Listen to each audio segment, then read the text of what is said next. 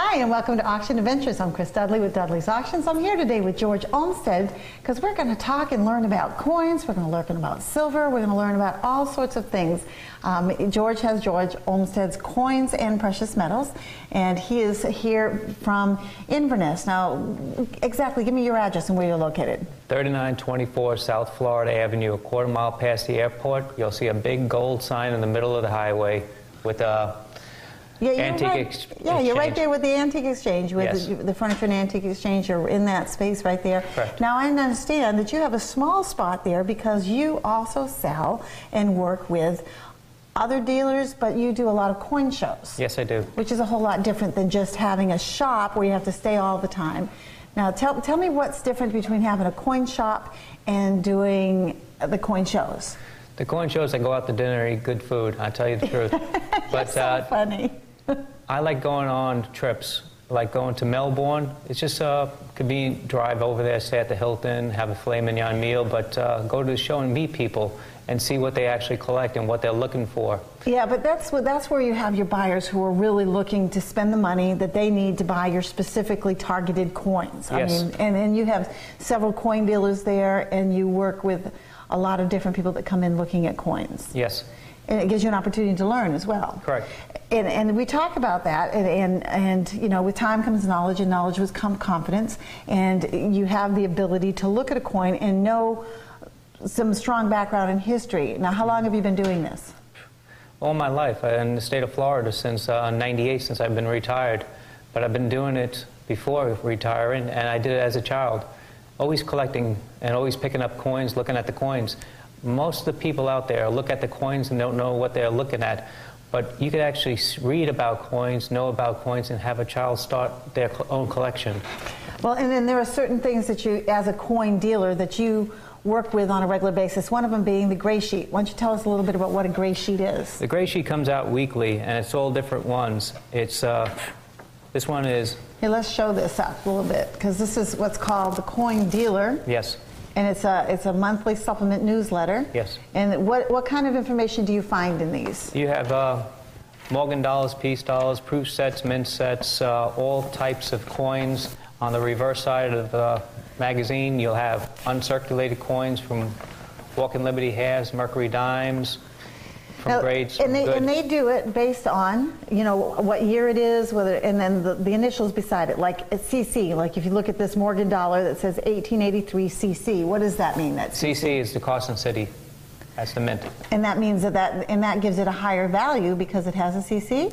It doesn't mean it, yes, it gives a higher value, but it tells you the location where it was actually minted. Like S stands for San Francisco and O stands for New Orleans. And when it does not have nothing at all, that comes from Philadelphia. And you'll find that mostly marked where when you're looking at on the reverse side, underneath the tail feathers. Under the tail feathers. Now, speaking of tail feathers, I'm looking at one of these pieces right here. This is one of your special books that you use. Yes. And it's called Van. Tell me about this and what we're looking at here. This book is the top 100 Van books. I recommend you to get it if you're just a novice collector trying to get a collection going, because you could go through Morgan dollars and find something that's really rare and very expensive, like the little Morgan dollar that Chris has over there. It's an 1890 CC. It has a tail bar right here underneath the feathers. I'll turn that over. Of the eagle. I don't know if you can zoom in on that, or we don't do. I don't know that we have zooms, but that if you look at it and you pull it up, and it's called what? A tail? It's called its tail bar. Ah, and so I know that when we're looking at it, we can see it really close, and it's kind of hard to do. But what difference does it give you in a value if you have the tail bar compared to without? If the coin is just regular, you're looking at about $125. If you have one with the bar on it and graded very fine, extremely fine, you're looking at about a $200 coin. So your increase in value is quite big. And that just comes from having the knowledge to know how to look at it and see what's going to be. Oh, that's really cool. Like this is an 1890 CC. Now the tail bars, that only come from a CC at Crescent City, or is that That only comes in that era because somebody researched it, and that's one of the VAM numbers they put against the top 100. Huh. You're always learning something new, and then that's one of the best things about having you so close to the auction. You are right next door Yes. To our auction house, so I can go over there and say, George, come help me. I've got somebody that has all these coins. And then you do. You come down, you help us, you sort through them. I know that you also buy coins. Yes, I do. And there's a difference between buying coins for coin value compared to buying coins for, say, scrap value. Sometimes you do both of them. Yes. How do you define which way? Okay, if somebody comes inside the store and they try to sell some coins to me, I'll go through the coins and see where the value is the best for them. Let's say if they have regular dimes, silver dimes, you're looking at close to 19 times face now. I'm sorry, the silver is dropping, people. It used to be 20 times face, 21 times face. And then we'll talk about that on our next thing, about how the values of the silver and gold values that have come, they've been doing a lot of this here lately, Yes. has an effect as far as your value of your coins. But if you have a special coin, it doesn't really, It doesn't bring down the value too much. not too much. Well, that's cool. That's really neat. Show me something a little bit different. Here's a 1916D. It says key date G. Yeah, it's in good condition. And it's a mercury dime. Yes, it is. Now tell me, why is this one worth so much more? They made very limited amount of them during that period of time. But that coin right there is the most counterfeited coin out there because people try to make those coins the same from the 1916 and the 1917 reverse D on the reverse side. If you look at this coin over here, it was looked at by NGC. It's a coin dealership that we send off coins to turn around to see if the coin is real or not. Now, we're going to talk about NGC. We're going to talk about the different grading companies that are out there and things that you can use to help identify whether a coin is counterfeit. I know we brought a scale, we got some other things. We are going to be back. My name is Chris Dudley. I'm here with George Olmsted. He is with Coins and Precious Metals right there on US 41 south of Inverness. If you have any questions, you need to come see him. We'll be right back to go over some more wonderful ideas and thoughts about coins and collectibles in just a few minutes on Auction Adventures. We'll be right back. Hi, Chris Dudley here with Auction Adventures. We're here with George Olmsted from Olmsted's Coins and Precious Metals. We're learning all about coins and things to look for, how to buy and sell, where counterfeits can be spotted, and different ways that you can use an educated coin professional, somebody that's in the business, not somebody just buying gold to buy gold, but somebody who really knows what they're talking about, so that you're not just selling your gold and silver coins just for weight value, because there are plenty of times where a piece could have some extremely high value based on when it was minted, where it's from, all that sort of thing. And George is going to help us with some of that, and we're going to talk about, I think, the three-legged buffalo right now. Now tell me, why is this one? You have a 1937D? Yes. Why is this a three-legged buffalo? It's not a three-legged buffalo. Somebody tried to pull it off inside the shop and said this is a three-legged buffalo, and there's nickel inside a collection of buffalo nickels. No, is there such a thing as a three-legged buffalo? It was. And why was there a three-legged buffalo? The United States Mint makes errors just like we make errors. And the leg of the buffalo was not correctly put on there. The die was not made with a leg. It only had 3 legs on it. And so an original would be how much? How much would a three-legged buffalo be worth? A three-legged buffalo started off at average Now we're talking grade. about a buffalo nickel, right? We're talking Yes, about correct. okay. I'm sorry, I don't want to fling this around. It starts off about $425 and it works its way up. It could go as high as $1,500 for the coin. But I tell you the truth, make sure you have somebody look at the coin, because if they don't know what they're looking for, they can get really scammed on the deal. Because this is a counterfeit, the one that you have. This is a fake one. That's why it says junk on it. Now, how did you find out it was junk? I know what I'm looking at. I've been doing it for years. I took in before by mistake when I started off young, just like a novice collector. Yeah. Everybody gets hurt once in a while. Mistakes are the best school. They're the best school. Now, one of the other ways that you find counterfeits or things that are not correct is when you're buying gold. Oh, now, yes. you have a scale. Now, the Department of Agriculture actually comes and inspects your scale, right? Yes, I do. Once a year. They do that because you are licensed Yes. to buy and sell Precious metals. precious metals, which includes, scrap gold or just whatever else, but your primary focus is on your coins and your knowledge and your background and your history. But this is the scale that you use. Yes. And when you get a gold coin, tell me about this piece right here. A $3 gold piece, you got to watch out for them. They're the best things in the world that women love to wear, but not to wear these The $3 gold piece, it starts off at 5.015 grams. You put it on the scale, you try to see if it weighs out correctly. If it weighs out correctly, you got a good coin.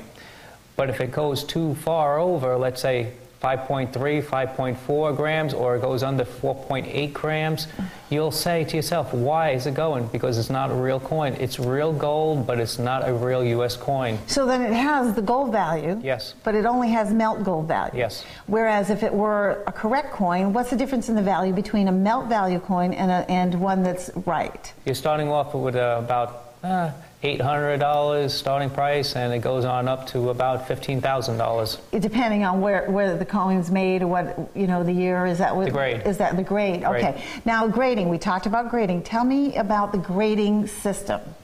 The grading system, it starts off at AG, almost good, and it goes all the way up to, they got now MS67. Now who does the grading for you? I got third-party graders, i.e. NGC, PCGS, ANACS, ICG. Now those are all certified grading companies that you send it off to. They grade it, they put it in their little cases a lot of times. Correct. And you'll see that come through. Do you find one to be more credible than any of the others? Preferred. NGC is local, they're in the state of Florida. ICG is another one, is in the state of Florida. PCGS is out in the Midwest. Now what does NCG stand for? Numerous, guaranteed. There you go, numerous. There's that word again. Now you were telling me that you actually had this book autographed for you? Oh yes, one of the graders at ICG, he put details in this book for counterfeiting with Bill Fritz. He's a good man. His name is Randy Campbell. He's one of the grading people. And look at you. At ICG. And here it says George, to a true, okay, you have to help me, Numeristic. Numeristic, there we go. Because you go to these the shows and you learn and you're continuously expanding your knowledge. So that's one of the good things about being able to use it. And I know in the auction business we're doing the same thing. We're always going to national conventions. We're always taking classes. We're always getting our additional certifications. And I know, don't you belong to several organizations that are similar to that? Yes, I do. But all those organizations, they all talk about the same thing. What's going on in the world, what people are looking for, what is hot and what is not right now. Right now the silver is coming down in price, but the silver dollars, everybody says, buy the silver, buy the gold, because the price right now is the buying time. It's not the selling time. It's the buying time. Now, you have where you can come, they can come buy it from you. Yes. They can go buy it from shops. And they also, you see them, a lot of times you'll see ads for Dan Bramlett and those other organizations that say, send me 4 payments of so much money and we'll send you this special set. It's really, on the resale market, those really don't hold as much value, do they? If anyone wants to go buy some coins and wants to go out and just see how the world is with selling coins, go on your computer, just type in coinworld.com or coinshows.com, and you can pull up all the shows in the state of Florida or in the state where you're at, and you can actually look up the places and go traveling to them. Like last weekend, it was Lakeland. And this weekend, it's going to be Sarasota. The weekend after that is Maitland. Yeah, and there's always a coin show going somewhere. Always a coin show, every weekend. Right, and people who love to collect love to go and find these places because you can expand your knowledge incredibly by going to any and all of these. Some of these we're going to go over when we come back. We're going to talk about your silver bars that you have here. We're going to talk about some of these packaged products here, and maybe a couple other counterfeits and some other things to look at. My name is Dudley's Auctions. We're here at Auction Adventures, and this is George Olmsted with George Olmsted Coins and Precious Metals located on 41. Just come on down, give us a holler, and we'll be back in just a minute to tell you some more secrets about collecting coins. All right, thanks. Hi, and welcome back. This is Chris Dudley. I'm with Dudley's Auctions, and we're here at Auction Adventures with George Olmsted from George Olmsted's Coins and Precious Metals. We're talking about, on the break, of all these cool things that we've got to look at and some other ideas. And like every time we talk, there's always something we forget, and you just went, oh, magnets. Now, magnets are an important piece of equipment in the coin business. Tell me why. You could tell a fake one real quick. This coin here, I brought in, I write junk on it because a magnet will pick this coin up. China is the best friend that the United States has. They make a lot of things that the United States government sells them. It was our die cracks, die pieces to make coins from the United States Mint. When you say die pieces, what do you mean when you say die pieces? They had dies they sold to that country that make gold coins, that put gold coins back into circulation, that the United States... It's kind of like the mold, the Yes. die? Oh my goodness gracious. And right now there's a lot of gold coins coming in from outside the country that you don't know about. And if you get caught short, you'll probably be wasting a lot of money on a coin that is not worth anything but the gold. But these coins here, it's very easy to pick up a Now, magnet. that's a silver dollar. That's a $half. It's a $half, but it's not. Correct. Because what you're telling me is that it was pressed, it's made out of a different material. And it's magnetic. And it's magnetic. So that's one way of finding out. Yes. What's the other thing you look at when you pick up a coin like that to see if It's lighter or it's heavier. If it's lighter, it's nothing. And just drop it on the table and it goes thunk. and you can hear it doesn't have that whole that ring that silver Correct. has when you press it through. Well, I know you talked about too the finish on the edge or bubbles. Isn't that what you talked It's about? Bubbles. pressed. You can see the bubbles all inside. If a United States coin is minted, you look at a quarter, look at a $half, whatever you're looking at, you'll see how it's nice and smooth on top. But when you're looking at these coins, there's little bubbles in there. It looks like somebody went metal detecting and picked the coin up out of the ground for 1,000 years. And it's fresh. Sort of like little pits or something, little Yes, pitty correct. things. Well, that's pretty wild. All right, one of the other things we talked about are these silver bars. Now these, they're 10 ounces, is that what you said? 10-ounce bars, yes. These 10-ounce bars, and these come from NTR Metals. Yes. And these are put together because sometimes you'll have silver. I know that we've done them ourselves, Yes. where we've had dented candlesticks or, you know, compotes or weighted pieces, and we'll dump the sand out of it and send it off and then have these made. Yes, correct. What I do is I buy them in a secondhand dealer's license. I don't sell the metal, i.e. the candlesticks and the forks and knives and spoons. I refine it with NTR metal because it's easier to sell the 10-ounce bars to the public They're than it very is cool. to sell bent-up candlesticks that nobody wanted in the first place. Right. But the whole thing is, if you buy these things from dealers, remember, if you buy one bar, you're going to be paying tax on it. So get around that. Buy 2 bars, you get the $500 investment purpose, and you don't have to get taxed on these things. Okay, that's something that has to do with the tax code. Yes. It's not so much, and that's a sales tax code, because I know sales tax, when we sell coins, if it's coins that are going out into, that have been used for currency, we don't collect sales tax on that. But if you sell things that are not currency but are silver weight, we have to charge sales tax on it, but there's a limit, right, or a number, and that's what you're talking about, because you buy 2, It's and over $500. over $500, comes into and an then you investment. don't have to, right, that's an investment, you don't have to pay sales tax. Another helpful hint, that's one of the great things about this show, is we try to bring things in and educate people, because, you know, again, time, knowledge, confidence, they all kind of come hand in hand. It gives you a little bit more knowledge, and it gives you an opportunity to go out there and purchase things. I see you've got yourself these America the Beautiful 5-ounce, here we go. I'm going to go ahead and give you one of these. And they're called America the Beautiful 5-ounce silver uncirculated coins. Now these are purchased for investments? Yes, they're from the United States Mint. These are the only things the United States Mint sells this big. They are actually quarters. They are actually currency. So you wouldn't have to pay sales tax on it. Sales tax. You won't have to pay sales tax on Correct. that, because even though it's really silver, it's actually minted as a coin? Yes, correct. Huh. And See? it's easier to get it from a coin dealer than it is from the Mint, because the Mint would be selling these things for $300. Well, it says the Department of Treasury right on it, Yes. the United States Mint. So how much, you said $300 is what they sell? Approximately, yes. So what does a coin dealer sell them for? I do right now $30 plus $1.50 an ounce, whatever that comes out to, about Right. $165, $170. And it directly relates to what happens to be going on with silver at Yes. the moment. So Going up and down. because silver, now we talk about the history of silver and the history of gold in reference to, you know, where the value was 5 years ago, where it is today, and we've seen it doing a whole lot of this last couple of years. Correct. Do you see a leveling off point anywhere soon? I believe, while I'm looking at the charts, $27 on silver, then it's going to go up. $1,500. If it breaks through $1,500 an ounce on gold, it's going to hurt, and it's going to hurt. Huh. Well, it's a learning experience every day. I know that that when I have questions, again, I come right down to see you, George, over there on 41, just a half mile south of the fairgrounds. You're available how many days a week?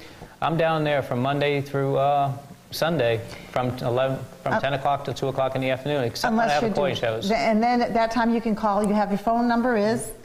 Area code 352-228-7676. And then you can give him a call. He has the ability to answer any of your questions, so he'll help you out if you have any, any kind of desire to sell your coins, or you're just looking to get some kind of some information about helping you make some decisions down the road. But here we are. We're coming to the end of another Auction Adventures here with Dudley's Auctions, and we'll look forward to seeing you next year. The next sale, the next auction, the next adventure. We've got another. I talk about being an adventurer by choice, but it's not. It's by fate. That's by Vincent van Gogh. We'll look forward to seeing you at our next showing of Auction Adventures. My name is Chris Dudley again. We'll talk to you soon. Look forward to seeing you. Ciao. Ciao.